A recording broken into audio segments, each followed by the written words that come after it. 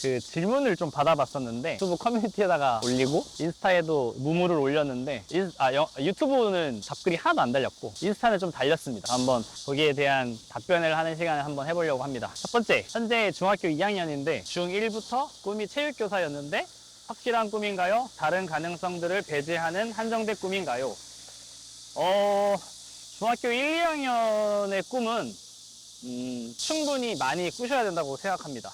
왜냐하면 저는 그랬거든요. 20대 때도 체육교사라는 꿈을 쫓았지만 정말 거짓말 하나도 안 못하고 1년에 꿈이 한 3, 4번씩 바뀌었던 것 같아요. 이거 하고 싶다, 저거 하고 싶다, 이걸 해야 하나? 저걸 해야 하나? 그렇기 때문에 중학교, 고등학교 때는 제 시절과는 다르게 뭐랄까 컨텐츠들이 많아졌잖아요. 영상들이, 정보들이 많아졌잖아요.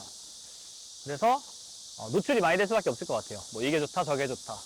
그렇기에 충분히 노출이 되되 너무 흔들리지는 말자. 그래서 어느 분야 쪽으로만 갈지를 생각하면 좋을 것 같아요. 뭐 가르치는 일을 할 거다, 아니면 나는 앉아있는 일을 하고 싶다, 아니면 건축이다, 아니면 여기 지금 보이죠? 뭐 이런 조경이다, 뭐 여러 가지 등등 있을 텐데 그런 큰 맥락만 잡고 가면 좋을 것 같아요.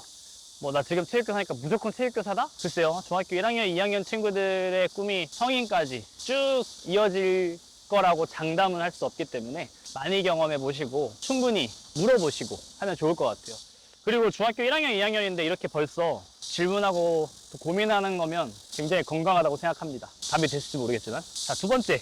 임용고시 시험은 어떻게 얼마나 준비했는지. 근데 이거 손 들고 있으니까 아프네요. 어디 한번 세워놔볼까? 세워놓고 앉아서 해볼까? 뭐 이게 익숙치 않아가지고. 여기가 지금 너무 덥습니다. 여기다 세워놓을까? 세워놓고 한번 해보자. 이렇게. 여기에 돌도 하나 있네요. 돌에 앉아야지. 좋았어. 너무 좋다. 대박.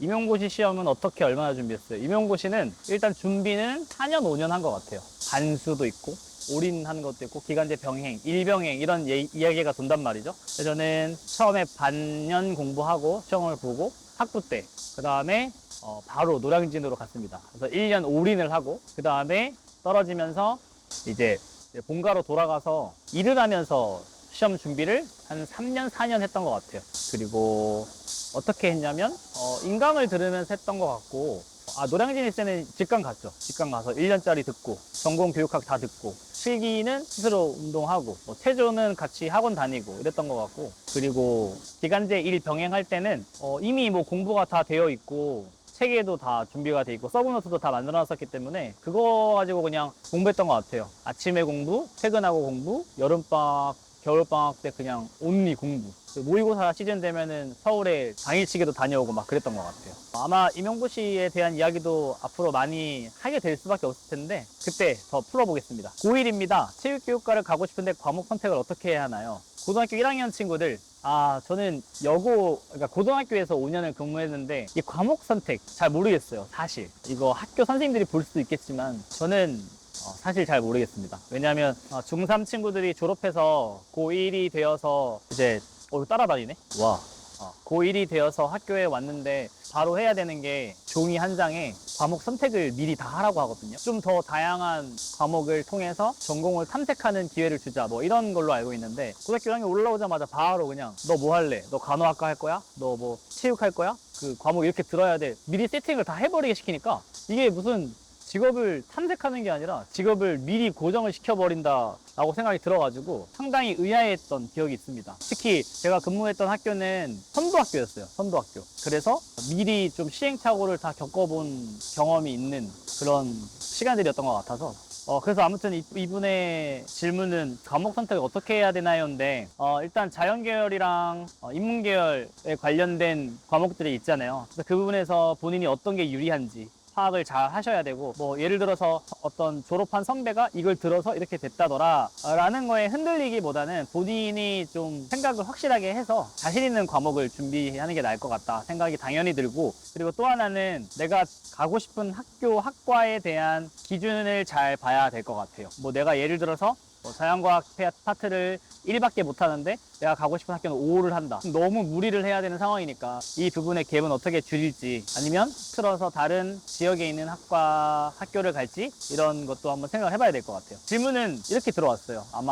아무래도 학생들한테서 들어왔던 질문이 많은 것 같고, 일단은 저도 질문에 대한 대답을 좀 하고 싶어서 AI를 통해서 좀 이야기해봤는데 아주 기가 막히게 잘 뽑아줬거든요. 근데 이 중에 어떤 질문에 대한 대답을 좀 하면서 유튜브 채널에 올리면 좋을까 생각을 해봤는데 프리랜서에 관련된 거랑 철학과 교육관에 대한 이야기를 좀 하고 싶었던 것 같아요. 프리랜서로서 벌이가 불안정할 때 어떻게 버티세요? 라고 했는데 일단은 불안정하죠.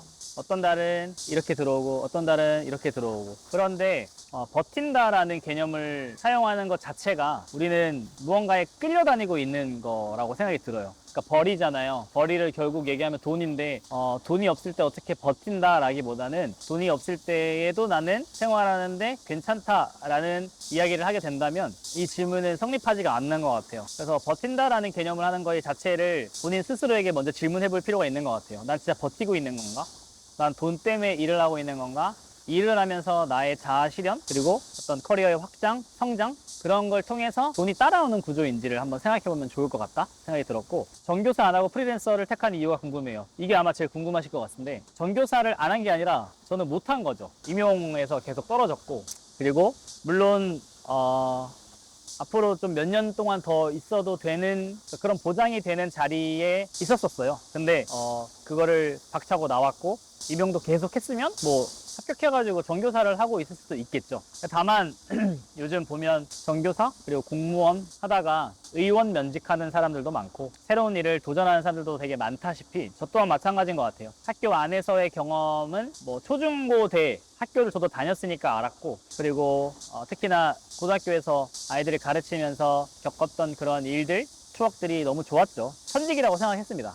다만 저를 스스로 뭔가 자기 객관화를 좀 많이 해봤던 것 같아요. 나는 어떤 사람인가? 앞으로 어떤 곳에서 살아야 하며 어떤 일을 해야 하며 어떻게 살아갈 것인가에 대한 질문들을 좀 많이 던졌는데 그때 이제 제가 원래 강원도에 있었는데 지금 서울에서 지금 벌써 한 3년 정도 살아가고 있거든요. 이 좀 더 넓은 곳에 와서 많은 사람들을 만나면서 많은 경험들을 해야 되겠다라는 생각이 빡 들었어요. 30살 들어가면서부터 생각이 좀 많이 들었던 것 같아서 그래서 이렇게 좀 험난한 곳에 와서 생활을 하고 있으면서 프리랜서 생활을 통해서 여러 가지 다양한 일들, 다양한 사람들을 만나며 나의 어떤 실력들을 검증하고 또 많은 사람들을 만나면서 연결이 되고 또 참 다양한 또 대상자들을 가르치게 되는 이 일이 재밌습니다. 그리고 지금 이렇게 영상을 찍는 것처럼 유튜브 하고 또 컨텐츠 만들고 이런 게 전 재밌어요. 앞으로도 이런 것들의 영향을 좀 이렇게 묻어두는 게 아니라 꺼내서 사용하고 싶은 생각이 많이 들어서 프리랜서를 택했습니다. 너무 기네요. 프리랜서 강사 추천하십니까? 자기 객관화가 중요한 것 같습니다. 프리랜서로 해도 될지 안 될지에 대해서. 아까 처음에 얘기했던 것처럼 내가 뭐 돈 없고 뭐 없고 했을 때 되게 불안하고 그런 감정들에 휘몰아치는 사람이라면 프리랜서가 쉽진 않을 것 같아요. 내가 능동적이고 부지런하고 또 뭔가 이것저것 관심이 많은 사람이고 그거를 좀 창출하는 데에 능력이 좀 있다라고 생각이 드는 사람이라면 저는 무조건 추천입니다. 마지막 질문을 해보겠습니다. 벌써 10분이 넘었네요.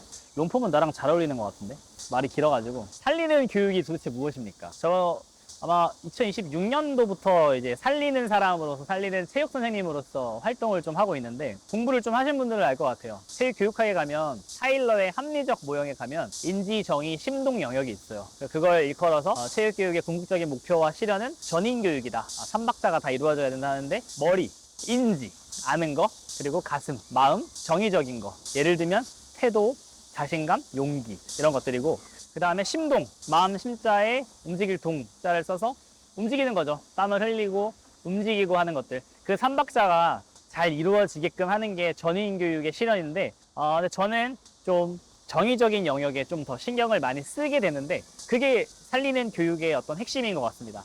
뭐 일컬어서 아까 오전에도 수업을 하고 왔는데 저는 인사, 옆에 친구랑 인사, 선생님 인사, 끝났어 인사, 밀었어 미안해, 괜찮아, 일부러 그런 게 아니야. 뭐 그런 태도를 많이 중시하는 것 같아요. 그래서 살리는 교육이란 아이들의 땀 흘리는 모습, 눈빛, 감정, 태도 그 모든 것들을 캐치해서 아이들에게 설명하고 전달하고 저 또한 그거를 많이 받아들이고 느끼면서 그 아이들이 살아나고 있다, 나도 살아나고 있다 라는 것을 서로 좀 느끼고 소통하는 것, 그게 저는 살리는 교육의 핵심이라고 생각합니다. 앞으로 뭐 이 개념이 좀 더 발전되고 좀 더 뭐랄까 업그레이드 될 것 같아요. 제가 말하는 게 답은 아니고. 하지만 살리는 교육에 대해서 이야기를 아마 제가 처음 하게 된 건 아닌가? 라는 생각이 들어가지고 창시자.